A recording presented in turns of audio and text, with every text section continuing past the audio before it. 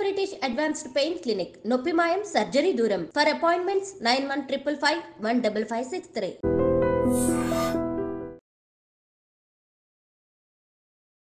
అందరికీ నమస్కారం. నేను Swaroopa Potlapalli. Welcome to iDream. సహజంగా ఆడ మగ ఆకర్షించుకోవడం, పెళ్లి చేసుకోవడం అందరికీ తెలిసిందే. కానీ ఇద్దరు అబ్బాయిలు ప్రేమలో పడడం, పెళ్లి వరకు వెళ్ళడం, అసలు వాళ్ళని ఏమంటారు? గేస్ అంటారు. గేస్కి కూడా రైట్స్ కావాలి అంటున్నారు. అంటే ట్రాన్స్జెండర్స్కి ఎలాంటి ఉద్యోగాలు అయితే ఇస్తున్నారో మమ్మల్ని కూడా ప్రభుత్వం గుర్తించాలని వాళ్ళు డిమాండ్ చేస్తున్నారు. ప్రస్తుతం నాతో పాటు గే రైట్స్ యాక్టివిస్ట్ విష్ణు తేజ ఉన్నారు. ఆయనతో మాట్లాడదాం. హలో విష్ణు. హాయ్ అండి. చాలా బాగున్నారు విష్ణు. మీరు గే అంటే నేను నమ్మలేకపోతున్నాను. థ్యాంక్ యూ అండి. Thank you so much. Gay అన్నందుక లేకపోతే స్మార్ట్ గా ఉన్నారు అన్నందుక? ఎందుకు థ్యాంక్స్ చెప్తున్నారు? హ్యాపీగా రిసీవ్ చేసుకోవచ్చు కదా. ఎందుకంటే గే అని చెప్పుకోవడానికి కూడా మీరు అంత హ్యాపీ ప్రౌడ్ ఫీల్ అవుతున్నారు కదా, అందుకు నేను అడిగాను. బికాస్ గే అయినా కూడా నేను మెన్నే కదా. సో మీరు యాజ్ ఏ ఉమెన్ గా నన్ను ప్రైజ్ చేస్తూ ఉంటే అదే కాంప్లిమెంట్ రిసీవ్ చేసుకున్నాను. Very nice. చాలా బాగుంది. ఈ పాజిటివిటీ మాత్రం నచ్చింది నాకు. ఏం చదువుకున్నారు? మీది ఏ ఊరు విష్ణు? సో మాది ప్రకాశం జిల్లా, ఒంగోలు. సో నేను ఎంఎస్సి బయోటెక్నాలజీ చదివాను. విష్ణు, నేను ఒక గేని చూడడం కానీ మాట్లాడడం, ఇలా ఇంటర్వ్యూ చేయడం ఫస్ట్ టైం. నిజంగా నాకు పెద్దగా ఐడియా లేదు. నాకైతే చాలా డౌట్స్ ఉన్నాయి, అడిగేస్తాను. ఫ్రీ అండ్ ఫ్రాంక్ గా నేను అడుగుతాను. మీరు రెడీనా చెప్పడానికి? రెడీ. విష్ణు, మీరు గే అని మీకు ఏ ఏజ్ లో తెలిసింది, ఎలా తెలిసింది? సో చాలా మందికి ఇది అందరికీ ఉన్న డౌటే అండి. ఎందుకంటే మనం అందరం కూడా ఇంట్లో పిల్లలుగా పెరుగుతున్నప్పటి నుంచి ఎక్కువగా సగం సమయం గడిపేది స్కూల్స్లోనే. సో స్కూల్స్లోనే మనకు రకరకాలుగా పిల్లలు యాజ్ ఎ క్లాస్మేట్స్గా మనకు కనిపిస్తూ ఉంటారు. అక్కడే వాళ్ళ మధ్యలో ఫ్రెండ్షిప్ అనేది స్టార్ట్ అవుతూ ఉంటుంది. అంటే రకరకాలుగా మెంటాలిటీస్ అన్నీ పరిచయం అవుతూ ఉంటాయి స్కూల్ ఏజ్ గ్రూప్లోనే. సో ఆల్మోస్ట్ 12 ఇయర్స్ నుంచి 18 ఇయర్స్కి ఉన్న ఆ ఏజ్ గ్రూప్లో ఏంటంటే అట్రాక్షన్స్ అన్నీ మొదలవుతూ ఉంటాయి. కౌమార దశలోనే చాలామంది పిల్లలకి ఏంటంటే ఆకర్షణలకి గురవుతూ ఉండడం, హార్మోన్స్ అన్నీ కూడా అప్పటికే విడుదలవుతూ ఉంటాయి కాబట్టి అబ్బాయికైనా అమ్మాయికైనా. సో వాళ్ళు ఒకరినొకరు ఆకర్షించుకోవడం అనే దశలో జరుగుతూ ఉంటుంది. సో నాకు కూడా అలాగే చిన్నప్పుడు ఎప్పుడైతే నాకు ఒక 12-13 ఇయర్స్ ఉన్న ఆ టైంలోనే సో చాలామంది నా స్కూల్లో ఉన్నటువంటి క్లాస్మేట్స్ వాళ్ళందరికీ ఏంటంటే అమ్మాయిలని చూసుకోవడం, పొగడడం, వాళ్ళు నవ్వుకోవడం, వాళ్ళ మీద ఒకరికొకరు జోకులు వేసుకోవడం, చిన్న చిన్న లవ్ లెటర్ రాసుకొని ఒకరి బ్యాగ్లో వాళ్ళు పెట్టుకొని, ఇవన్నీ చాలా సరదాగా చిలిపిగా జరిగే పనులు అనమాట. సో బట్ నాకేంటంటే అలా వాళ్ళందరిని చూస్తే నాకేం పెద్ద కొత్తగా అనిపించేది కాదు. ఒక అబ్బాయి ఒక అమ్మాయికి, ఒక అమ్మాయి ఒక అబ్బాయికి అలాగా అప్పుడే బెంచ్ మీద పెన్తో ఐ లవ్ యూ అని రాసుకోవడం, లేదా యూనో మన రౌండర్స్ అది తిప్పే దాని మీద చెక్కుతూ ఉంటారు చెక్క బెంచ్ మీద వాళ్ళ పేర్లు, తర్వాత హార్ట్ సింబల్ వేసి. సో ఇవన్నీ చాలా చిలిపిగా అనిపించేవి చూడడానికి. సో చాలా కంపాస్ తోటి వాళ్ళు టేబుల్ మీద ఐ లవ్ యూ అని రాసుకోవడం చాలా సరదాగా జరుగుతూ ఉంటుంది చిన్నప్పుడు. సో నాకేంటంటే అలా ఎప్పుడు నాకు అనిపించలేదు. అంటే ఏదో సరదాగా క్లాస్మేట్స్ అంటే చేసుకుంటున్నారు, నేను చాలా సైలెంట్గా ఉండేవాడిని. కానీ కానీ ఒక అబ్బాయే నాకు నచ్చాడు. బట్ ఆ నచ్చడానికి రీజన్స్ తెలియదు. ఇప్పుడు వాళ్ళు కూడా ఒకరికొకరు ప్రపోజ్ చేసుకుంటున్నారంటే అప్పటికి వాళ్ళకి అది ప్రేమనా లేకపోతే ఆకర్షణ ఏంటి అనేది కూడా ఆ చిన్న వయసులో ఎవరికి తెలియదు. బట్ నాకు ఎలా ఉండేదంటే అబ్బాయి ఏ పెన్ వాడితే నేను అదే వాడాలి, ఆ బ్యాగ్ స్కూల్ బ్యాగ్ ఎలా ఏ కలర్లో ఉంటే అలాగే ఉండాలి. సో మా నాన్న నాకు హైదరాబాద్ నుంచి అప్పుడు ఒక హీరో రేంజ్ సైకిల్ తీసుకొచ్చాడు, రెడ్ కలర్ది. సో హైదరాబాద్ నుంచి అది తెప్పించిన తర్వాత నేను స్కూల్కి వేసుకొని వెళ్ళా ఫస్ట్ టైం. సో అందరు కూడా నువ్వు దాంట్లో చాలా బాగున్నావు అనిపించిన తర్వాత నేను ఎవరైతే నచ్చాడు అని అన్నానో అబ్బాయి అట్లా సైకిల్ వేసుకొని వచ్చేవాడు. సో నాకు అనిపించింది, అరే నాకు నచ్చినవాడు అట్లా సైకిల్ వేసుకొని వస్తున్నాడు, ఇది నాకు నచ్చలేదు కదా అనేది ఏదో వంకలు చెప్పి దాన్ని ఇంట్లో ఇచ్చేసేసి మళ్ళీ అట్లా సైకిల్ తెప్పించుకోవడం. అంటే అప్పట్లోనే 7th 8th 9th 10th ఆ ఏజ్ గ్రూప్లో కలిసే ఉన్నాం. అబ్బాయి నేను అందరం కలిసే చదువుకున్నాం. బట్ ఏంటంటే ఆ అట్రాక్షన్ అనేది ఉండిపోయింది. బట్ అది ప్రేమనా లేకపోతే ఎలాంటి కైండ్ ఆఫ్ అట్రాక్షన్ అనేది తెలియదు. బట్ లేటర్ ఆన్ కొంత ఏజ్ వచ్చిన తర్వాత నాకు అర్థమైంది ఏంటంటే that is a kind of you know bonding. ఇప్పుడు అంతమంది ఒక క్లాస్ రూమ్లో ఉన్నప్పుడు ఒక పర్టికులర్ అబ్బాయి మీదనే ఆ కైండ్ ఆఫ్ ఫీలింగ్స్ ఉండడం, మిగతా అమ్మాయిల మీద ఉండకపోవడం, ఈవెన్ అబ్బాయిలు అలాంటి అమ్మాయిలతో సంబంధించిన కాన్వర్జేషన్స్ వస్తున్నా కానీ నేను పెద్దగా ఇంట్రెస్ట్ చూపించకపోవడం అనేది ఐ రియలైజ్ దట్ వీటన్నిటికీ క్వశ్చన్ ఏంటి అని అంటే ఐఎమ్ హోమోసెక్షువల్ బాయ్ అనేది నాకు అర్థమైందండి. ఇప్పుడు మీరు ఒక అబ్బాయిని ఇష్టపడ్డా అన్నారు కదా! మీరు గే అయ్యుండొచ్చు గానీ, అతను అవ్వకపోవచ్చు కదా! అతను ఖచ్చితంగా నార్మల్ బాయ్ అవ్వకపోవచ్చు. అయ్యుండొచ్చు కదా! ఖచ్చితంగా అవ్వకపోవచ్చు. ఎప్పుడంటే అలా ఫీలింగ్స్ ఉన్నప్పుడు సమ్‌టైమ్స్ చాలా వరకేంటంటే ఆహ్, ఒకానొక సందర్భంలో అందరూ క్లాస్‌మేట్స్ అందరూ ఎక్కిరించేవాళ్ళు. "ఏంట్రా మీ ఇద్దరు అస్తమానం చాలా దగ్గరగా వాడేదో నీ మీద చాలా అతి కేరింగ్‌గా చాలా లవబుల్‌గా ఉన్నట్టుగా అనిపిస్తా. ఎందుకో మీ ఇద్దరిని చూస్తా ఉంటే చాలా తేడాగా అనిపిస్తా ఉందని." సో, ఇలాంటి కామెంట్స్ అంటే యూజువల్‌గా వాళ్ళకప్పుడు చూసినటువంటి అబ్జర్వేషన్ ఏంటంటే, మేమిద్దరం చాలా అబ్‌నార్మల్‌గా కనిపించడం. ముఖ్యంగా నా బిహేవియర్ అబ్‌నార్మల్‌గా కనిపించడం. వీడేంటి అమ్మాయిల గురించి మాట్లాడడు ఎక్కువగా, అమ్మాయిలతోటి మనం అందరం కమ్యూనికేట్ అవ్వాలి, సరదా పడాలి, చిలిపిగా ఉండాలి అని అనుకుంటుంటే, వీడెందుకు అలా ఉండట్లేదు. అంటే ఆ చైల్డ్‌హుడ్ టైమ్‌లో వెక్కిరించడాలు అంటే, వీడు నిజంగా అబ్బాయి కాదేమోరా! ఎందుకంటే అబ్బాయి అయితే అమ్మాయి గురించి మాట్లాడాలి కదా! అమ్మాయి కోసం ఒక అబ్బాయి చేసే పనులు చేయాలి గదా! అని ఉంటుండే అనమాట. సో, కొన్ని సందర్భాలేంటంటే అబ్బాయి దాన్ని ఒక స్థాయి వరకు దాన్ని భరించి, ఆ తర్వాత ఒకరోజు నన్ను లాగిపెట్టి చెంపకేసి కొట్టాడనమాట. "నువ్వు నాతో అసలు నా పక్కన ఏదో కూర్చోకు." చేసుంటారు మీరు. నేనేం చేయలేదు. బట్ హ్మ్. ఏంటంటే ఆ చుట్టూ ఉన్న వాళ్ళందరూ ఎక్కిరించేవాళ్ళనమాట. "ఏంట్రా వాడు నువ్వేది వాడితే వాడు అదే వాడాలని అనుకోవడం. నువ్వే సైకిల్ అంటే వాడదే సైకిల్. ఒకే బెంచ్‌లో కూర్చోవాలని అనుకోవడం. మార్కులు గూడా వాడికన్నా ఒక మార్క్ నీకెక్కువొచ్చినా వాడు నిన్ను గొడవ పడ్డం." ఇవి అమ్మాయిలు, అబ్బాయిలు జనరల్‌గా పోట్లాడుకుంటా ఉంటారు గదా! వాడు నీతో అది జేయడం మాకెందుకో నచ్చట్లేదు అని వాడిని కొంచెం ఆహ్, ట్రిగ్గర్ చేశారనమాట. సో, ఆ రోజు వాడు లాగిపెట్టి చెంపకేసి కొట్టాడు. బట్ స్టిల్ అదేంటంటే నాకు అంటే ఆ రోజుకి నాకు అర్థం కాలేని విషయం ఏంటంటే, am I doing anything wrong? నాకు జనరల్‌గా నా మనసులో అనిపించింది, నా మనసులో అనిపించిన ఫీలింగ్స్‌ని ఎక్స్‌ప్రెస్ చేస్తూ నేను అదే విధంగా నేనున్నాను. వాళ్ళు గూడా వాళ్ళకి నచ్చినట్టుగా అమ్మాయిలకి చిన్న చిన్న లవ్ లెటర్ రాస్తూ, చిలిపిగా ఉండడం, సీక్రెట్ కాన్వర్జేషన్ జేసుకోవడం, స్కూల్ అయిపోయిన తర్వాత అమ్మాయిలు, అబ్బాయిలు కలిసి పానీపూరి బండి దగ్గర నుంచొని ఉండడం. ఇవి వాళ్ళకెంత నార్మల్‌గా అనిపించాయో, నాకు ఆ అబ్బాయితో అలాగే అనిపించాయి గదా! సో, ఎక్కడ నాది తప్పు అనేది ఒక క్వెషన్ మార్క్‌లో ఉండిపోయాను చిన్నప్పుడు. విష్ణు, మీ ఏజ్ ఎంత? మీరేం చదువుకున్నారు? సో, ఇప్పుడు నా ఏజ్ 30 అండి. సో, నేను బయోటెక్నాలజీ చదివాను ఎంఎస్‌సి. ఈ 30 ఇయర్స్‌లో మీ ఫస్ట్ క్రష్ ఎవరు? సో, చెప్పా గదా! ఈ 30 ఇయర్స్‌లో నా ఫస్ట్ క్రష్ వచ్చేసి అబ్బాయి నా స్కూల్‌లో ఉన్న అబ్బాయే. బట్ అది నాకు క్రష్ అన్న అతన్ని సంగతి మనం నాకు తెలియదు. కన్సిడర్ చేయలేం కదా! ఇలాగ మీ టైప్ వ్యక్తి కాదు గదా! అలా కాకుండా సేమ్ ఫీలింగ్స్ ఉన్న వ్యక్తిని, సేమ్ మీలాంటి వ్యక్తిని మీరు ఫస్ట్ టైమ్ ఎప్పుడు కలిసారు? ఇంటర్మీడియేట్‌లో. ఓహ్! యాహ్! తగిలాడా సో ఇంటర్‌కొచ్చేసరికే? యెస్.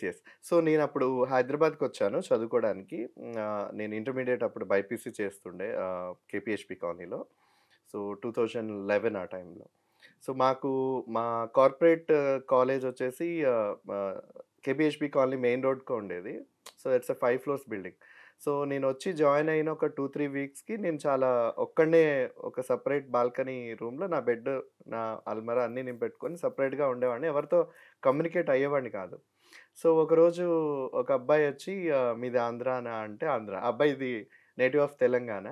సో, ఆ తెలంగాణ లాంగ్వేజ్ తోటి వచ్చేసరికి అమ్మ వీడెవడు ఏంటి ఇంత రుబాబుగా మాట్లాడుతున్నాడని మనసు లోపల అనిపిచ్చింది. సర్లే ఇప్పటి నుంచి నా పక్కన వచ్చి పడుకో అన్ని నేను స్టడీ అవర్ అయిపోయి వచ్చేసరికి 2 బెడ్స్ ఒక విండో బాల్కనీ దగ్గర 2 బెడ్స్ అరేంజ్ చేసి దాని మీద ఒకటే సింగిల్ బెడ్ షీట్ ఏసేసుందనమాట. సో, ఈరోజు నుంచి మన ఇద్దరం కలిసి పడుకుందాం. ఎవరి సెక్షన్స్ వాళ్ళకి మార్నింగ్ లేచి వెళ్దామని కాన్వర్జేషన్‌లో నాకనిపించింది. అరే! అంతకుముందు మీరిందాక ఏదైతే అన్నారో కన్సిడర్ చేయరని 10థ్ క్లాస్ అప్పుడున్న ఆ కైండ్ ఆఫ్ కన్ఫెషన్ అనేది. ఇప్పుడెందుకో నేను కాకుండా నా కోసం ఇంకొక అబ్బాయి స్పెషల్‌గా కేర్ చేయడానికి నన్ను పలకరించి, మనిద్దరం కలిసి పడుకుందామని ఆ ఏర్పాట్లన్నీ చేస్తా ఉంటే నాకు మొదటిసారి లోపల నుంచి ఆ kind of a crush. Hmm. So, he is my crush. చూడ్డానికి బాగున్నాడు. He is caring me. So, ఆ ఎమోషనల్ అట్రాక్షన్ అండ్ ఆ రొమాంటికల్ అట్రాక్షన్ అనేది అప్పుడే మొదలైందనమాట మీ తనతోటే. First love that's my first love. ఎన్ని రోజులు యాహ్! నడిచింది? సో, అది ఆల్మోస్ట్ ఇంటర్మీడియేట్ ఉన్నంత వరకు నడిచింది. సో, ఆ తర్వాత ఏమైంది అనంటే తను అంటే అందరం గూడా చాలా చిన్న పిల్లలం. ఆల్మోస్ట్ 17, 18 ఇయర్స్ ఉన్న ఏజ్ గ్రూప్ కదా! సో, ఆ అబ్బాయి ఒక మాట అన్నాడు లైక్ మా ఇంట్లో చాలా ఆర్థడాక్స్ వాళ్ళందరూ ఫ్యామిలీ అంతా చాలా కన్జర్వేటివ్. సో, ఇలా అని ఏమైనా తెలిసినా చెప్పినా చంపేస్తారు. So, better not to know meet again. So, ఇంతకాలం మనం చాలా హ్యాపీగా ఉన్నామని చెప్పేసి తను ఓపెన్ అయిపోయాడా అతను? నాతో ఓపెన్ అయ్యాడు. బట్ ఆ ఫీలింగ్స్ మేము ఎవరితో షేర్ చేసుకోలేదన్నమాట. సో, కాలేజ్ టైమ్‌లో యాజ్ మనకు స్కూల్ టైమ్‌లో నాకెలాగైతే తోటి క్లాస్‌మేట్స్ ఏడిపించడం అలాంటివి ఏదైతే చేశారో, ఇంటర్మీడియేట్‌లో కూడా నాకు అలాగే జరిగాయి. అంటే ఏంట్రా మీ ఇద్దరు మొగుడు పెళ్ళాల్లాగా ఒకేసారి వస్తారు మెస్‌కి, ఒకే ప్లేట్‌లో పెట్టుకొని తింటారు. వాడు నీకు తినిపించడం, నువ్వు వాడికి తినిపించడం. Like you both look like a couple అని అనడం. సో, కొన్ని సందర్భాలేంటంటే నన్నెవడైనా ఇంకొంచెం ట్రిగ్గర్ చేస్తాడంటే ఒకరోజు ఫుల్‌గా కొట్టేశాడు. అయితే ఏంట్రా వాడు గే అయితే ఏంటి? అవును నాకు అంటే వాడిష్టం అని చాలా అబ్బాయి చాలా తెగించి చెప్పాడనమాట. బట్ నాకు చాలా భయమేసింది. బికాస్ ఒక బిల్డింగ్ అంతా నా గురించి మా ఇద్దరి గురించి మాట్లాడుకుంటా ఉన్నారు. ఎక్కడికెళ్ళి క్లాస్‌లో కూర్చోవాలన్నా మొహం చెల్లేది కాదు. మెస్‌కి వెళ్ళాలనుకున్నా గానీ ఏదో మా ఇద్దరిని చాలా వింతగా చూసేవాళ్ళు. సో, ఆహ్, నా మీద ఉన్న కన్సర్న్ ఆ ప్రేమ అనేది ఆ అబ్బాయికి కూడా అది నెగటివిటీగా అయిపోయిందనమాట. సో, నేనే కొంచెం ఆలోచించి ఫైన్ మనకి ఇక్కడే ఇలాంటి డిస్టర్బెన్సెస్ ఉన్నప్పుడు నువ్వు ముందే చెప్పావు మీ నాన్న మీ ఇంట్లో ఫ్యామిలీ అందరూ ఒప్పుకునే పరిస్థితి ఉండదు. అసలు మనం ఈ రిలేషన్ ఎంతవరకు ఎళ్తదనేది కూడా తెలియని వయసు కదా! So, better you be happy. So, intermediate అయిపోయింది. నా దారిన నేను చదువుకోవడానికి వేరే చోట ఎళ్ళిపోయాను. అబ్బాయి దారిన వేరే చోటికి చదువుకొని ఎళ్ళిపోయారు. యాహ్! మళ్ళీ ఎప్పుడు కలవలేదా మీరిద్దరు? మధ్యలో కొన్ని సందర్భాల్లో నేను కలిసాను. బట్ పాత జ్ఞాపకాలు అలాగే మనసులో ఉన్నాయి. బట్ దాన్ని ఎప్పుడు మళ్ళీ మేము డిస్కస్ అతను చేసుకోలేదు. పెళ్లి చేసుకోవడం ఏమైనా జరిగిందా విష్ణు? ఇప్పటికి ఇంకా పెళ్లి కాలేదు. బట్ ఖచ్చితంగా అయితే ఇంకొక అమ్మాయిని పెళ్లి చేసుకుంటాడు. మీరేం జాబ్ చేస్తుంటారు? సో, నేను బయోటెక్నాలజీ నాది అయిపోయిన తర్వాత నేను ఒక సంవత్సరం పాటు వైల్డ్ లైఫ్ కన్జర్వేషన్ చేశాను. మన ఈస్టర్న్ ఘాట్స్ దగ్గర. సో, నాకు వన్యప్రాణులంటే చాలా ఇష్టం అనమాట. సో, వన్యప్రాణి సంరక్షకుడిగా అప్పుడు కొన్ని కింగ్ కోబ్రాస్ ప్రాజెక్ట్‌లో నేనప్పుడు చాలా యంగ్ రీసెర్చర్‌గా ఉండే అనమాట. సో, అది చేసిన తర్వాత నేను హైదరాబాద్ సిటీలో రావాలి. బికాస్ లైఫ్ అంతా అడవిలోనే ఉంటున్నట్టుగా ఉంది. Like I need to find out people like me. నాలాగా ఉన్న వ్యక్తుల్ని నేను కలుసుకోవాలి. వాళ్ళతో నేను టైమ్ స్పెండ్ చేయాలి. లైక్ నా లోపలున్న ఆ ఎమోషన్స్ అవన్నీ గూడా చాలా డిస్టర్బెన్స్‌గా ఉన్నాయి. నేను ఎవరితో షేర్ చేసుకోలేకుండా. నాకు అనిపించిన దాకా అప్పుడు హైదరాబాద్‌కి వచ్చి నేనొక కార్పొరేట్ కంపెనీలో నేను జాయిన్ అయ్యాను. సో, జాయిన్ అయిన ఒక ఫ్యూ వీక్స్‌కి ఏమైందంటే సేమ్ యాజ్ యూజువల్. సో, నేను అమ్మాయిలతో ఎంత కంఫర్టబుల్‌గా ఉంటానో అది చిన్నప్పటి నుంచి గూడా. సో, స్కూల్‌లో క్లాస్‌లప్పటికి గూడా నేను చాలా అల్లరిగా చేసేవాడిని. అమ్మాయిలతో చాలా సరదాగా ఉండేవాడిని. సో, ఆ చనువు నాకు ఆహ్, పెరుగుతూనే వచ్చేది. ఆ బాండింగ్ అనేది అమ్మాయిలతో ఉండేది గానీ, బట్ వాళ్ళనెప్పుడు గూడా నేను ఆహ్, ఎనీ కైండ్ ఆఫ్ అట్రాక్షన్స్ తోటి నేను చూడలేదు. Physical, mental, sexual, romantical all these kind of attractions నాకెప్పుడు వాళ్ళ మీద కలగలేదు. But I like them. ఇప్పుడు ప్రపంచంలో అన్ని మనుషులు, అన్ని జంతువులు ప్రతి మన చుట్టూ ఎలా ఉంటాయో women, girls are also same like that. I love them. I like them.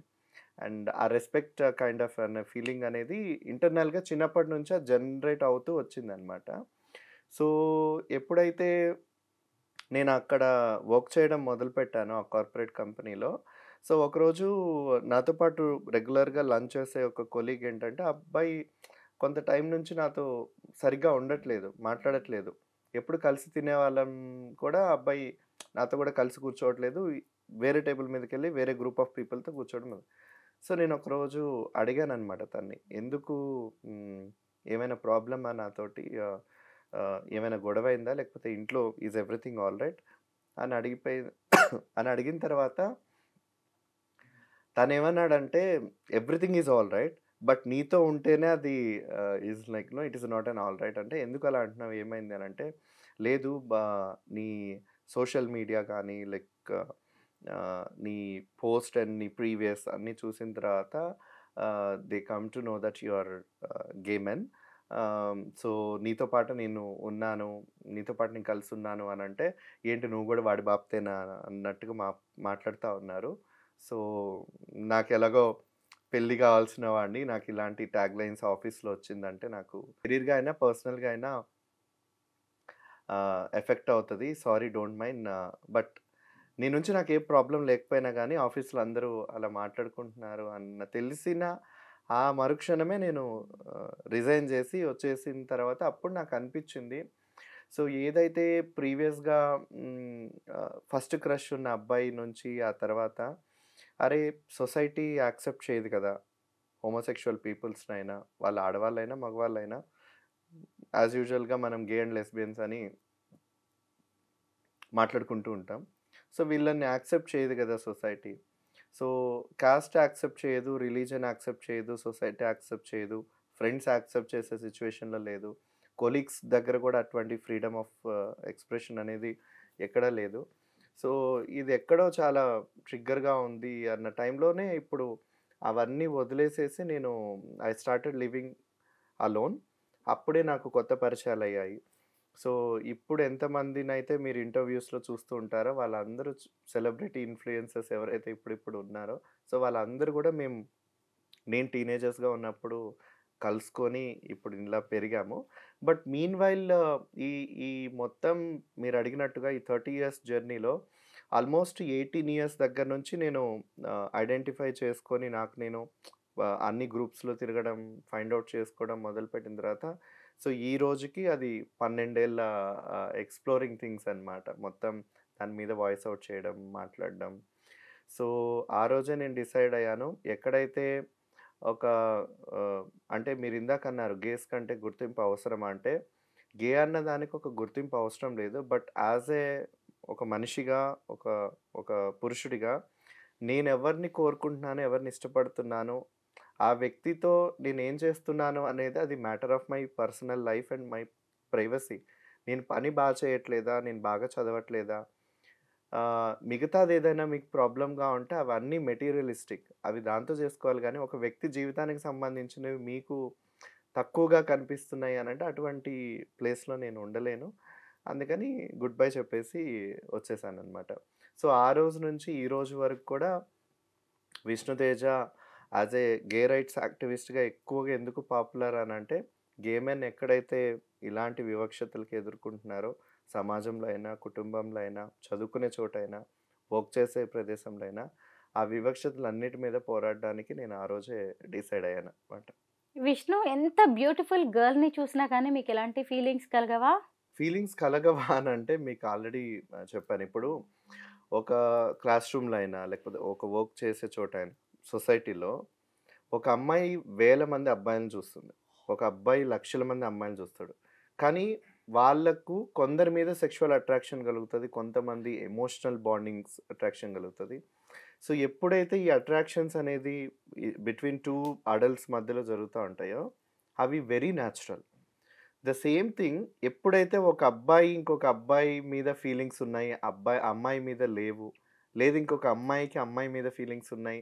అవి అబ్బాయి మీద లేవు అనంటే ఇమ్మీడియేట్‌గా చుట్టూ ఉన్న వాళ్ళందరికీ ట్రిగ్గర్ అయ్యేదేంటంటే వీళ్ళు తేడా.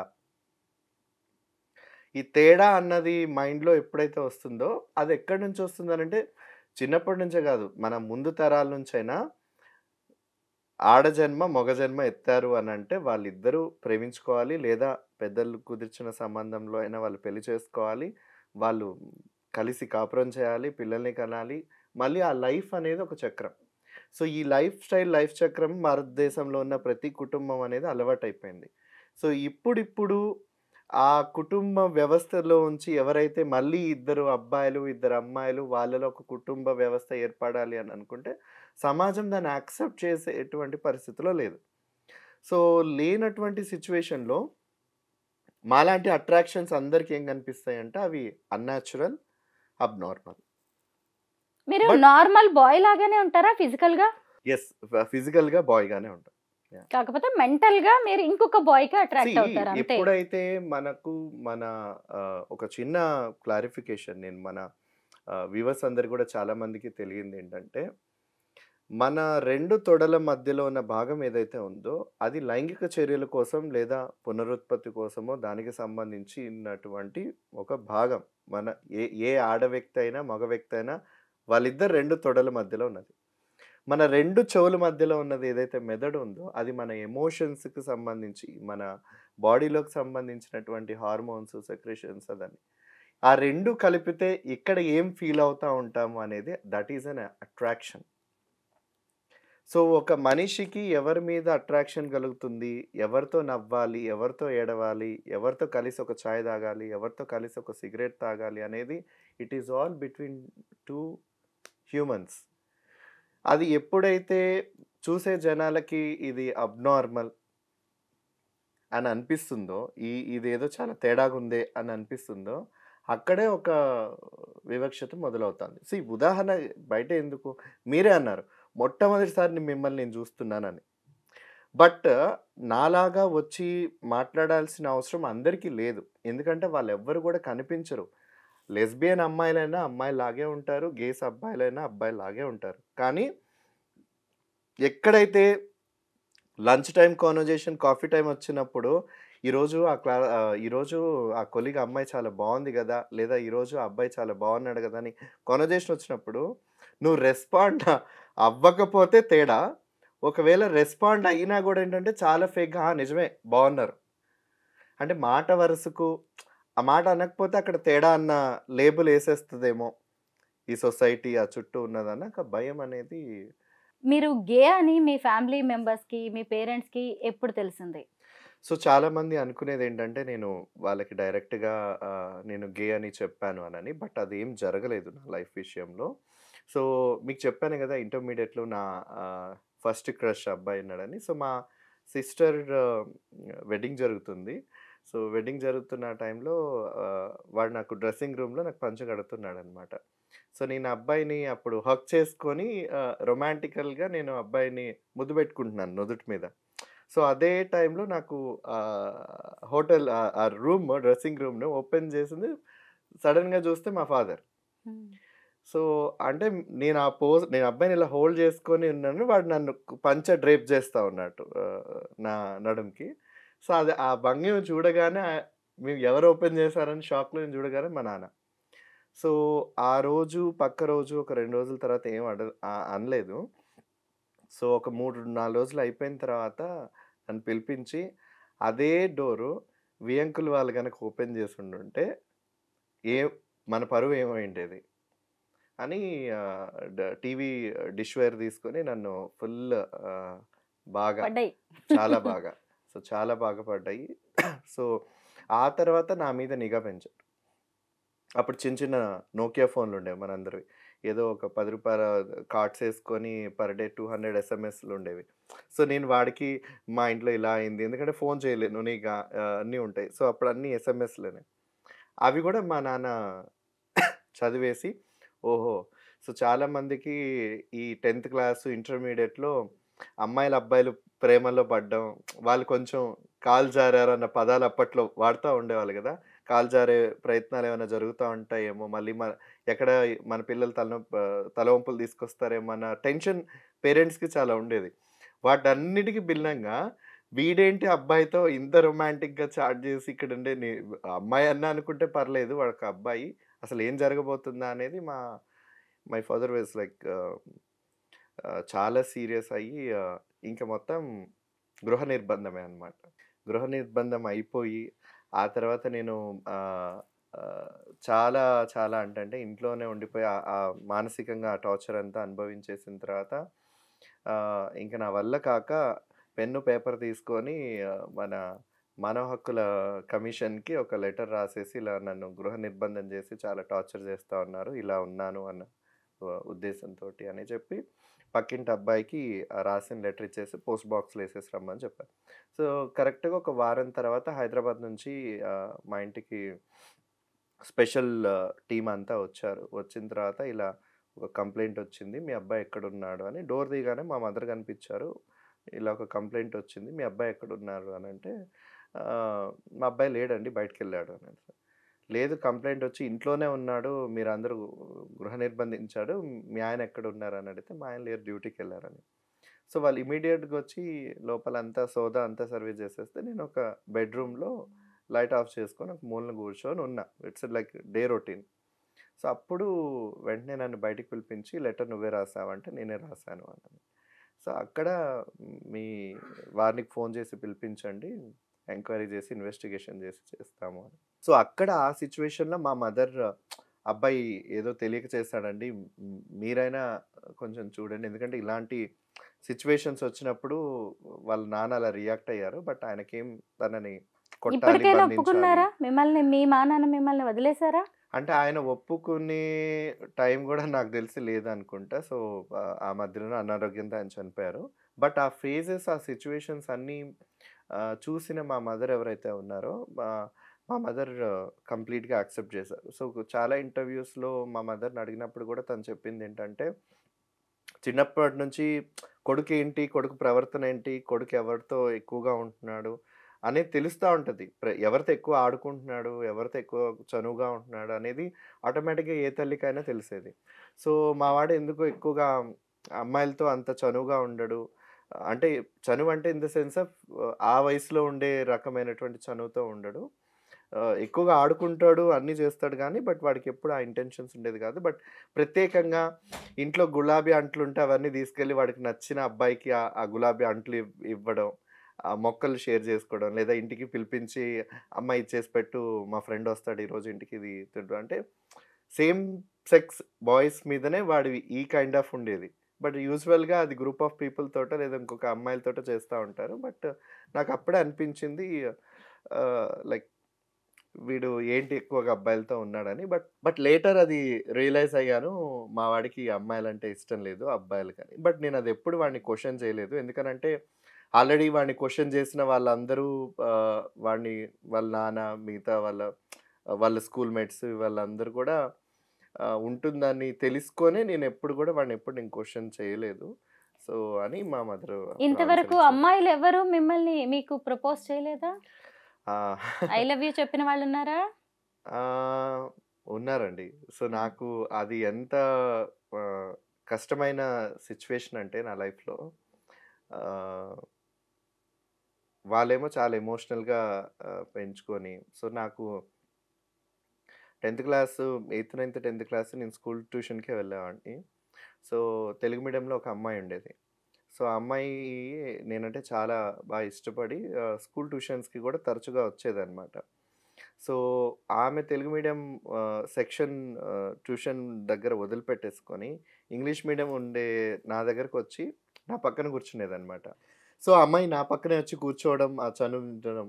ఆ 10థ్ క్లాస్ అయిపోయిన తర్వాత నా అమ్మాయి నాకు లవ్ లెటర్ రాసి, నాకు డైరెక్ట్‌గా ఇవ్వకుండా నా బుక్‌లో పెట్టి ఇవ్వడం. దానికి మళ్ళీ నేను నాకిష్టం లేదని నేను రాయడం. సో, అది చాలా బిగ్గెస్ట్ డిసప్పాయింట్ అనమాట. సో, ఆ తర్వాత అమ్మాయి వాళ్ళ ఇంట్లో వాళ్ళు అంటే అప్పట్లో మా సైడు చాలా త్వరగా పెళ్ళిళ్ళు చేసేస్తారు అమ్మాయిలకి. సో, 10థ్ క్లాస్ అయిపోగానే అమ్మాయికి పెళ్లి చేసేసారు. నేను హమ్మయ్య! నా మీద ఒక భారం లేదు అని. బట్ ఆ అమ్మాయి ఆ తర్వాత పెళ్ళికి వెళ్ళాను. వెళ్ళినప్పుడు అసలు నన్ను చూసి ఏడ్చేస్తా ఉంది. అదే విషయం తెలిసిన నా క్లాస్‌మేట్స్ అమ్మాయిలు గూడా, "అరే! నువ్వు వెళ్ళిపోరా ఇక్కడి నుంచి. ఏదన్నా అయిందంటే మొత్తం ఇదైపోతది." అనేసి సేవ్ చేశారు. బట్ అది నాకు ఫస్ట్ చాలా ఎందుకంటే నా పర్సనల్ ప్రాబ్లమ్స్ నాకు తెలుసు. నేనెలా గో త్రూ అవుతున్నానని. సైమల్టేనియస్‌గా ఇప్పుడు ఆ అమ్మాయి పెళ్లిలో చేసే ఆ ఎమోషనల్ ఏడుపు ఇవన్నీ నాకు చాలా భయం అనిపించిందనమాట. సో, అది ఒకటి అండ్ నేను దాని తర్వాత యూనివర్సిటీలో నేను చదువుకునేటప్పుడు గూడా రాజమండ్రి నుంచి ఒక అమ్మాయి ఉండేది. సో, ఆ అమ్మాయి అంటూ ఉండేదనమాట. నేను మొదటిసారి గోదావరి వంతెన దాటి ఇంత దూరం ఢిల్లీ వరకొచ్చాను. సో, నాకు నువ్వు బాగా కేరింగ్‌గా చూసుకున్నావు. నాకు బాగా నచ్చావు అని అప్పుడు ప్రపోజ్ చేస్తే నేను లేదు ఐయామ్ నాట్ ఇంటూ ఇట్. అప్పుడు నేను ధైర్యంగా ఫస్ట్ టైమ్ ఒక అమ్మాయికి చెప్పాను. అంటే నాకు అబ్బాయిలంటేనే ఇష్టం. సారీ అంటే, "నువ్వు అలా కాదు.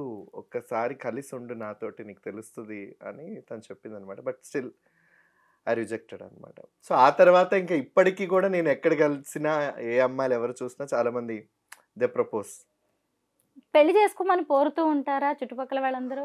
ఇది మాత్రం చాలా ఎక్కువగా ఉంటుందండి. ఎందుకంటే ఆహ్, ఇప్పటివరకు నా ఫ్యామిలీ వరకే నా గురించి తెలుసు. అండ్ ఇంటర్‌వ్యూస్ ద్వారా మా ఎల్‌జిబిటిక్యూ కమ్యూనిటీ వాళ్ళకే నా గురించి తెలుసు.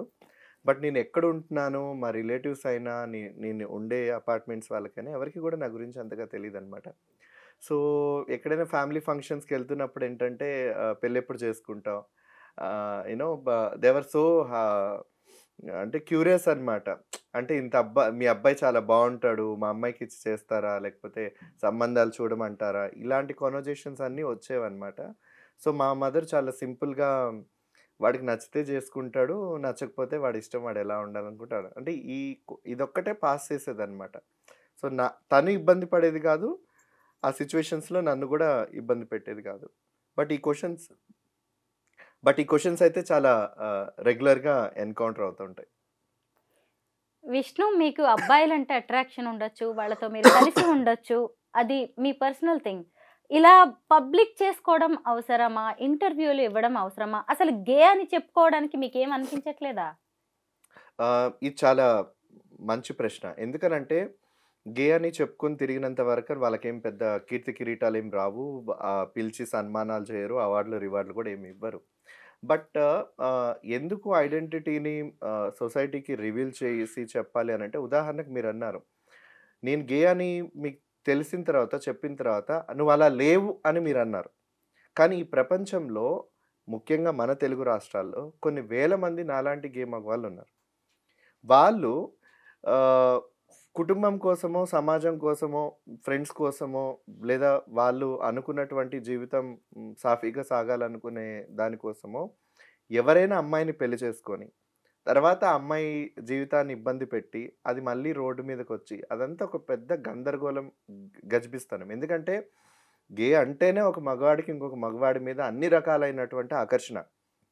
అలాంటప్పుడు బలవంతంగా పెళ్లి చేసుకొని, సంసారం చేసి, పిల్లల్ని కనాలనేది అది అది ఆ వ్యక్తికి ఒక పెద్ద నరకం.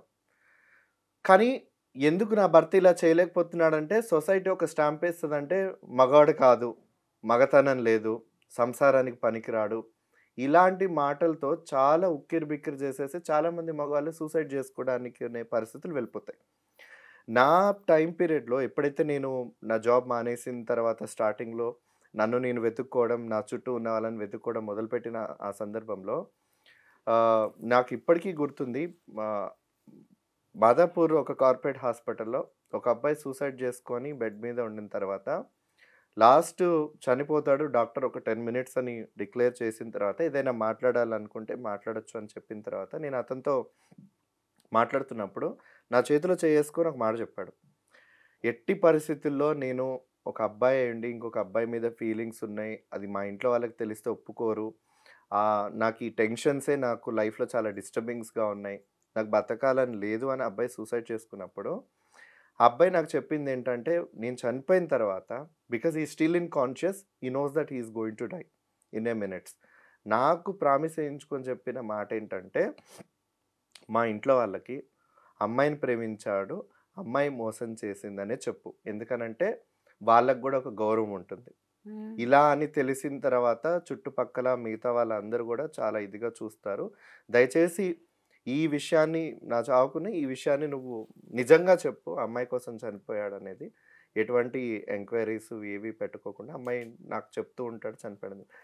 That makes me more you know ఏమని చెప్పాలనంటే చాలా హృదయం చాలా చాలా చాలా విదాకరమైనది. ఎందుకంటే ఈ పరిస్థితి ఎందుకు రావాలి? ఒక అబ్బాయిగా పుట్టి ఇంకొక అబ్బాయి మీద ఫీలింగ్స్ కలగడం అనేది తను చేసిన తప్పు కాదు. సమాజంలో నే కాకుండా అందరికీ ఎవరి మీద ఎవరితో ఉండాలి, జీవితం పంచుకోవాలనేది అది ప్రతి ఒక్క మనిషి హక్కు గదా! సో, ఆయన ఫీలింగ్స్ ఇలా ఉండడం వల్ల తను ఆత్మహత్య చేసుకునేలాగా ప్రేరేపించే సమాజం అనేది కరెక్ట్ కాదు కదా! అని నన్ననిపించి, ఆ రోజు నుంచి గేస్ అంటే ఇలా ఉంటారు. గేస్ అంటే ఫీలింగ్స్ ఇలా ఉంటాయి. గేస్‌కి అమ్మాయిల మీద ఫీలింగ్స్ ఉండవు. మీరు పొరపాటున వాళ్ళని పెళ్లి చేసుకొని వాళ్ళని రోడ్డు మీదేసి 498 కేసులేసి, ఇంపార్టెంట్ అని కేసులేసి, మగతనం లేదని మీడియాల ముందుకొచ్చి తన అలా మీద చాలా మంది మోసం చేసి ఆడపిల్లల నానా రకాల జీవితాలని నాశనం చేస్తున్నారు. అభ్యంతరాలేసి అంటే ఇవి 2 రకాలు గదా! ఇప్పుడు అబ్బాయికి అమ్మాయిని పెళ్లి చేసుకొని మోసం చేయాలనేది తనకుండదు. అవతల అమ్మాయికి గూడా అబ్బాయిని ఇది చేయాలని గూడా తనకుండదు. కానీ తన చుట్టూ ఉన్న ఫ్యామిలీసు, సమాజమే వాళ్ళిద్దరిని ప్రోత్సహిస్తది. నీకు తేడాగాడి భర్త దొరికాడు గదా! లాగినంత వరకు లాగేసేయి, కేసులేసేసి నీ జీవితం నెక్స్ట్ సెటిల్ అవుతదని వాళ్ళు చెప్పడం.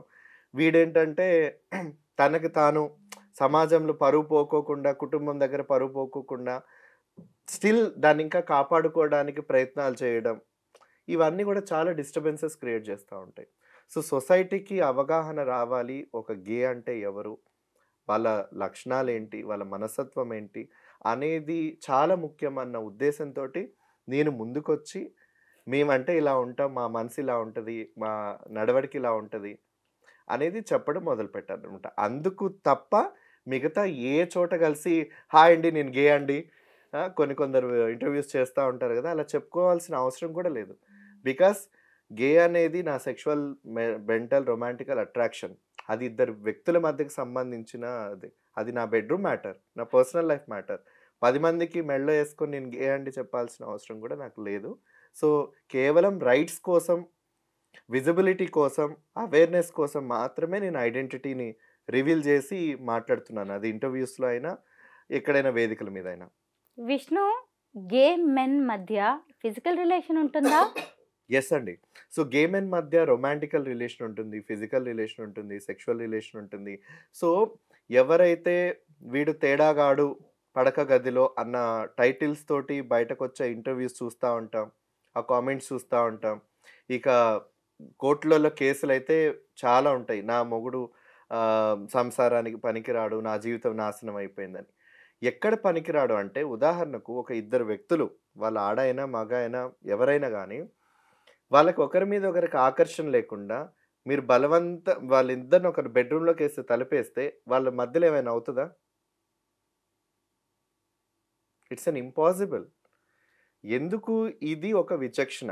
అది ఎవరు అర్థం చేసుకోవాలనంటే, ఇప్పటికి గూడా మనకు చిన్న పిల్లల దగ్గర నుంచి సెక్షువల్ అట్రాక్షన్స్, ప్రేమ ఒకరి మీద ఎక్కడికంటే ఆకర్షణ కలిగితేనే వస్తాయి. ఆకర్షణ కలగకోకుండా ఎప్పుడైతే ఇద్దరు వ్యక్తులకి పెళ్లి చేసేసేసి, తాళి కట్టించేసేసి, శోభనం గదిలో పాలిచ్చి, సినిమాటిక్‌గా పంపించేసి కాపురం జరిగిపోతదంటే, తను ఆ వ్యక్తిని, తన బాడీని, తన మనసుని, తన రూపాన్ని తను ఫీల్ అవ్వాలి గదా! ఫీల్ అయితేనే శరీరం రిసీవ్ చేసుకొని, అదే ఆప్యాయంగా రిసీవ్ అవుతా ఉంటది. ఇది ఎవరు అర్థం చేసుకుంటారు? ఎవరు చెప్తారు? చెప్పేవాళ్ళు ఏమన్నా ఉన్నారా? సమాజంలో ఇలా మారండి, అలా మారండి అని చాలామంది రకరకాలుగా ప్రవచనాలు, రకరకాల విశేషాలను చెప్తారు గానీ, ఒకరిద్దరు వ్యక్తులు ఎలా కలిసి ఉండాలనేది ఎక్కడైనా చెప్తారా? అందుకనే సెక్స్ ఎడ్యుకేషన్ అనేది భారతదేశంలో చాలా ముఖ్యం. అది గనక తెలుసుకున్నట్లయితే ఇటువంటి అపోహలనేవి చాలా వరకు తొలగిపోతాయి. విష్ణు, మీరిప్పుడు ఎవరితోనైనా రిలేషన్‌లో ఉన్నారా? అలాగే ఇంటర్మీడియేట్ బ్రేకప్ తర్వాత మళ్ళీ లవ్ స్టోరీస్ మొదలయ్యాయా మీకు? ప్రస్తుతానికైతే నేను రిలేషన్‌లో లేను. సో, దానికి కూడా చాలా బలమైన కారణం ఉంది. సో, 2011 నుంచి 2018 వరకు నేను దాదాపు ఒక 8 రిలేషన్స్‌లో నేనున్నాను. సో, ఫస్ట్ క్రష్‌ని మొదలుపెడితే తనేమో ఫ్యామిలీ ఒప్పుకోదన్నాడు. ఆ తర్వాత వచ్చిన వాడేమో క్యాస్ట్ ఒప్పుకోదన్నాడు. ఆ తర్వాత వచ్చినోడేమో మా ఇంట్లో సిస్టరు, బ్రదర్ ఉన్నారు. నేనే చిన్నవాడిని. నేను ఇలా అని తెలిస్తే వాళ్ళకి పెళ్ళిళ్ళు అయిపోవు అని తను. సో, ఇంకొందరు మేము ఒక మంచి పెద్ద కుటుంబం, మా ఇంట్లో అదే ఇలా అని తెలిస్తే వాళ్ళు ఒప్పుకోరు. లాస్ట్‌లో 2018లో నేనొక ముస్లిం అబ్బాయిని ప్రేమించాను. ఆ అబ్బాయి కోసం నేను కన్వర్ట్ కూడా అవ్వడం జరిగింది. సో, అవన్నీ తెలిసిన తర్వాత నాకనిపించిందేంటంటే, సొసైటీ యాక్సెప్ట్ చేయనంత వరకు, సొసైటీ రికగ్నైజ్ చేయనంత వరకు, ఇలాంటి హోమోసెక్షువల్ రిలేషన్స్ అయినా, ఎల్‌జీబీటీక్యూ పర్సన్స్ మధ్యలో ఉన్నటువంటి రిలేషన్స్ ఏవైనా గూడా, అవన్నీ గూడా చాప కింద నీరులాగానే ఉండిపోతాయి. విష్ణు, నేనొకటి చెప్తాను. నేను అడుగుతాను. నాకు ఇప్పుడు మీరు ఇందాక ఒక అబ్బాయి అన్నాడని చెప్పారు కదా! ఒక అబ్బాయి కాస్ట్ ఒప్పుకోదు అన్నాడు. ఇంకొక అబ్బాయి అతని కోసం మీరు మతం మారాను అన్నారు కదా! ఓ ఇద్దరు అబ్బాయిలు కలిసి ఉండడానికి ఇవన్నీ ఎందుకు మార్చాల్సొస్తుంది? మీరేం పెళ్లి చేసుకోవట్లే కదా! మీరేం నెక్స్ట్ జనరేషన్‌కి వెళ్ళట్లే కదా! ఎందుకు?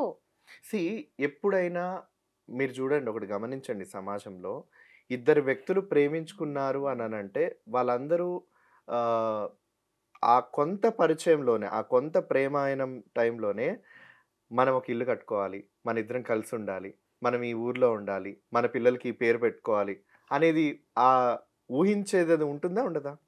ఉంటుంది కదా! మేము కూడా అంతే. మన ఇద్దరం ప్రేమించుకున్నాం, మనకొక లైఫ్ ఉండాలి, మన ఇంట్లో వాళ్ళు మనల్ని తరిమి బయటకేసేస్తే మనకంటూ ఒక రూమ్ ఉండాలి, ఒక కుక్కని తెచ్చి పెంచుకుందాం, మన ఇద్దరం కలిసి ఉందాం అనేది వాళ్ళు కూడా ఒక డ్రీమ్ లైఫ్‌ని ఎక్స్‌పెక్ట్ చేస్తారు. సో, ఇట్లాంటి సిచ్యువేషన్స్ పాసిబుల్ కావు అని మనసుకి మైండ్కి అనిపించినప్పుడు డిపెండ్స్ ఆన్ వాళ్ళ బ్యాక్గ్రౌండ్ ఆఫ్ ద క్లాస్ కానీ కాస్ట్ కానీ రిలీజన్ కానీ రీజన్ కానీ ఇవన్నీ ఇవన్నీ పరిగణలోకి తీసుకొని ఈ బ్రేకప్స్ అయిపోతూ ఉంటాయి. ఆ ప్రేమ కూడా కొంతవరకే ఉంటుంది. ఆ తర్వాత మళ్ళీ వెనక్కి వెళ్ళిపోతాయి.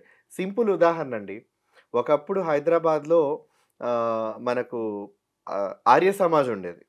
ఏం జరిగేది అక్కడ, ఎక్కడెక్కడ ఊర్లలో లేచిపోయి వచ్చిన జంటలు అందరూ వచ్చేసి పోలీస్ ప్రొటెక్షన్లో దండలు మార్చుకోవడం, ఇంటర్ కాస్ట్ ఇంటర్ రిలీజను మొత్తం పోలీస్ ప్రొటెక్షన్లో హ్యాపీగా రిజిస్టర్ సంతకం పెట్టుకోవడం, చప్పట్లు కొట్టుకోవడం, ఫ్రెండ్స్ అందరు ధూమ్ధామ్ పార్టీ చేసుకోవడం, వెళ్ళిపోవడం. ఆ గంట దాటికి ఆ గేట్ దాటి బయటకు వెళ్తే తల్లిదండ్రులు కత్తులతో రెడీగా ఉంటారు. విష్ణు, ఆ మధ్య ఒక జంట గేస్ పెళ్లి చేసుకున్నారు కదా, అసలు గేస్ మధ్య పెళ్లి అనేది అవసరమా? ఎప్పుడైనా పెళ్ళి అనేది మన మన మన భారతదేశ సమాజంలో ఇద్దరు వ్యక్తులకు సంబంధించిన ఒక బంధాన్ని సూచిస్తూ అదొక కల్చరల్ ఐడెంటిటీగా జరిగేటువంటి ఒక రిచువల్. సో పెళ్ళి అయిందంటే ఇద్దరు కలిసి ఉండాలి, మీరిద్దరు భార్యాభర్తలు, ఒకరికొకరు తోడు నీడ. అదేదో అంటారు కదా, ధర్మేచ అర్ధేచ కామేచ మోక్షేచ అన్నట్టుగా 7 అడుగులు కలిసి నడిచి జీవితాంతం ఉంటామనేది మనకు చాలా ఎమోషనల్గా సైకలాజికల్గా ఆ పెళ్ళి ఆ రిచువల్ ఆ బంధం అంతా కట్టుబడేస్తుంది. ఇప్పుడు చూడండి, ఆ బంధాన్నే చాలా సింపుల్గా తెంచుకోవడానికి ఎన్నో మార్గాలు వచ్చేసాయి. కానీ పెళ్లి చేసుకునే వాళ్ళందరూ రేపు విడిపోతామని అనుకుంటారా? అదే గేస్ లో ఈ పెళ్లి ఎందుకని నేను అంటున్నాను. ఎందుకు అనంటే ఇప్పుడు చాలా వరకు మన సొసైటీలో లివింగ్ రిలేషన్స్ అనేది కూడా సుప్రీంకోర్టు యాక్సెప్ట్ చేసింది. పెళ్లి చేసుకోవాల్సిన అవసరం లేదు, ఇద్దరు వ్యక్తులు కపుల్స్గా జంటలుగా కలిసి ఉండొచ్చు. ఒక 6-7 సంవత్సరాలు అయిపోయిన తర్వాత వాళ్ళకు కూడా పెళ్లి చేసుకున్న వాళ్ళకి ఎటువంటి అయితే హక్కులు ఉంటాయో ఆ హక్కులన్నీ వర్తిస్తాయి అనేది. సో మేము కూడా అంతే, పెళ్ళే చేసుకోవాలని ఏం లేదు కదా, అదే ఓ జంట చేసుకున్నారు, అది అవసరమా అని అంటున్నాను. That is a way of celebration. ఇప్పుడు కొంతమంది నాస్తికత్వంతో ఉండి పెళ్లి చేసుకోరు, వెళ్ళి సంతకాలు పెట్టేసుకొని వెళ్తారు. కొంతమంది కోట్ల రూపాయలు పెట్టుకొని అందరిని పిలిచి పెళ్లి చేసుకోరు. It depends on the couple how they wanted to be. ఇద్దరు అబ్బాయిలు గేస్ రిలేషన్ లో ఉన్నప్పుడు ఇద్దరు ఎవరు ఎలాంటి రోల్ తీసుకుంటారు అంటే, ఒకళ్ళు ఫీమేల్ రోల్, ఒకళ్ళు male role, wife and husband role ఏమైనా పోషిస్తారా వీళ్ళు, లేదంటే యాజ్ ఇట్ ఈస్ గా ఇలాగ నార్మల్ గానే ఉంటారా? ఈ ప్రశ్న మీరు మంచం మీద జరిగేది అడుగుతున్నారా, లేకపోతే అన్ని విధాలుగా చెప్పండి? ఎందుకంటే ఈ ప్రశ్నకు చాలా అర్థాలు ఉంటాయి. సో ఎప్పుడైతే రీసెంట్ గా సుప్రీంకోర్టులో మనకు సేమ్ సెక్స్ మ్యారేజ్ కి సంబంధించిన ఒక పిటిషన్ పడిందో, అక్కడ మనకు గతంలో ఉన్నటువంటి chief justice of India DY Chandrachud garu ముందు ధర్మాసనం ముందు వాదోపవాదం జరుగుతున్నప్పుడు నేను చాలా కేర్ఫుల్గా మొత్తం అవన్నీ వింటున్నాను అనమాట. సుప్రీంకోర్టు హాల్ మధ్యలో జరిగే కన్వర్జేషన్. చాలా ఇంట్రెస్టింగ్ పాయింట్ మీరు అడిగిన ప్రశ్నే. సాలిసిటర్ జనరల్ తరపున మన భారతదేశం తరపున అడిగిన ప్రశ్న, ఇద్దరు మగవాళ్ళు కనుక పెళ్లి చేసుకుంటే లేదా ఇద్దరు ఆడవాళ్ళు కనుక పెళ్లి చేసుకుంటే ఇందులో భార్య ఎవరు, ఇందులో భర్త ఎవరు? ఒకవేళ వీళ్ళు విడిపోవాలి అని అనుకుంటే భరణం ఎవరికి ఇవ్వాలి? So there are many legal complications వీటన్నిటిలో. ఎవరు అమ్మ అవుతారు, ఎవరు నాన్న అవుతారు, అసలు మీకు పిల్లల్ని తీసుకునే రైటే లేదు కదా, అడాప్షన్ కి లేదు, పేరెంటింగ్ లేదు కదా అనేది చాలా చాలా చాలా చాలా క్వశ్చన్స్ అన్ని చాలా ఉన్నాయి. బట్ ఒకటే నా చిన్న సమాధానం ఏంటంటే, ఇద్దరు వ్యక్తులు కలిసి ఉండాలని అనుకుంటే కలిసి ఉండడానికి సమాజంలో వాళ్ళు వివక్షతను, ఇప్పుడు for example inter caste inter religion couples కలిసి ఉండడానికి చట్టాలు వచ్చాయి. వాళ్ళు పెళ్ళిళ్ళే చేసుకోవట్లేదు, పూలదండలు మార్చుకుంటున్నారు, సంతకాలు పెట్టుకుంటున్నారు. అది వాళ్ళిద్దరు నమ్మకం. ఇదే విధానాన్ని ఇద్దరు అబ్బాయిలకి ఇద్దరు అమ్మాయిలకు కూడా ప్రొవైడ్ చేయండి. అదే రక్షణ అనేది చట్టం. వాళ్ళు కలిసి ఉంటారా విడిపోతారా అని వాళ్ళు ఎవ్వరు అడగట్లేదు. కానీ మా ఇద్దరి బంధాన్ని గనక అనైతిక బంధంగా పేర్కోవద్దు. ఎందుకనంటే ఈ దేశంలో మేము కూడా అందరి పౌరుల్లాగే మానవ హక్కులు, భారతీయ సార్వభౌమత్వాన్ని మేమందరం కూడా కలిసి పంచుకుంటున్నాం. మనం అందరం కూడా ఒకరికి ఒకలాగా ఉండకూడదు కదా. ఒకవేళ మేము కలిసి ఉండి సమాజంలో ఏదైనా విపత్తులను తీసుకొస్తున్నా, లేదా సమాజంలో ఏదైనా విధ్వంసులకి తీసుకొస్తున్నా, సంఘ విద్రోహులుగా ఏదైనా ఉంటే అది వేరు. కానీ ఇద్దరు వ్యక్తులు కలిసి ఉండడం వల్ల మూడో వ్యక్తికి ఏంటి బాధ ఈ సమాజంలో? మీరు ఇంత అడుగుతున్నా, మీరు ఇంత డిమాండ్ చేస్తున్నా, ఇంత ఆవేదన వెళ్ళగక్కుతున్నా సరే, ఈ బంధం అంతా కూడా ప్రకృతి విరుద్ధం, సమాజానికి ఏమాత్రం ఆమోదించదగిన బంధం కాదిది అనే ఇప్పుడు మన ఇంటర్వ్యూ చూసిన తర్వాత చాలా మంది కామెంట్స్ పెడతారు ఖచ్చితంగా. విష్ణు, మీతో మాట్లాడాల్సిన విషయాలు చాలా ఉన్నాయి. గేస్ గురించి కావచ్చు, మొత్తానికే LGBTQ అనే కమ్యూనిటీ గురించి కూడా చాలా తెలుసుకోవాలి. మీ హక్కుల గురించి మనం మాట్లాడాలి. మీ డిమాండ్స్ కూడా చాలా వరకు జనంలోకి వెళ్ళాలి. అవి ఏమాత్రం జనం ఆమోదం పొందుతాయో కూడా చూడాలి. సో మీరన్నట్టుగా సమాజం అనైతిక బంధంగా గుర్తించే హక్కు సమాజానికి లేదు. ఎందుకనంటే 2018 సెప్టెంబర్ 6వ తారీఖున అప్పుడున్నటువంటి 5 సభ్యులతో కూడిన ధర్మాసనం, జస్టిస్ దీపక్ మిశ్రా గారితో కూడిన ఒక పెద్ద 5 సభ్యుల ధర్మాసనం ఈ 377 ఏదైతే హోమోసెక్షువాలిటీని భారతదేశం నుండి తీసేస్తూ ఇచ్చినటువంటి ఒక చారిత్రాత్మక తీర్పు. ఆ తీర్పులోనే సుప్రీంకోర్టులో ఉన్నటువంటి న్యాయవాదులు కూడా దీని పట్ల ఇంతకాలం ఈ LGBTQ వ్యక్తుల పట్ల, ఈ స్వలింగ సంపర్కుల వ్యక్తుల పట్ల ఎంతో వాళ్ళ పట్ల మనం చాలా చాలా చాలా వివక్షతగా, చాలా క్రూరంగా ప్రవర్తించాం. ఈ చట్టం వాళ్ళందరినీ క్రిమినల్స్గా పరిగణిస్తూ 7 సంవత్సరాలు జైలు శిక్ష కూడా వేసే ఇటువంటి చట్టం భారతదేశంలో ఉన్నటువంటి సార్వభౌమత్వం ఆమోదించదు అని చెప్పి అప్పుడు చారిత్రాత్మక తీర్పును ఇస్తూ యావత్ LGBTQ కమ్యూనిటీకి మొత్తం అందరికీ కూడా క్షమాపణలు తెలియజేస్తూ ఇదొక చరిత్ర, ఈ తీర్పు ఒక చరిత్ర అని చెప్తూ క్షమాపణలు చేస్తూ ఇచ్చినటువంటిది. సో చట్టం తరపున మేము గెలిచాం. సుప్రీంకోర్టు కాదు, ఈ సమాజంలో మేమందరం ఆల్రెడీ చట్టం రూపంలో ప్రతి హక్కును మేము సాధించాం. కానీ మీరన్నట్టుగా సమాజంలో చోటు సాధించుకోగలుగుతామా లేదనేది అది ఇంకా ప్రశ్నగానే మిగిలిపోతుంది. సో వీటన్నిటి మీద మనం ఇంకొక ఇంటర్వ్యూ ప్లాన్ చేద్దాం. ఇప్పటికైతే మీ గురించి నేను చాలా విషయాలు తెలుసుకున్నాను. ముఖ్యంగా గేస్కి సంబంధించి నాకున్న డౌట్స్ అన్ని క్లియర్ చేసుకున్నాను. చాలా మందికి కూడా వాళ్ళకున్న డౌట్స్ కూడా క్లియర్ అవ్వచ్చు. మళ్ళీ కలుద్దాం Vishnu. Thank you so much. Thank you.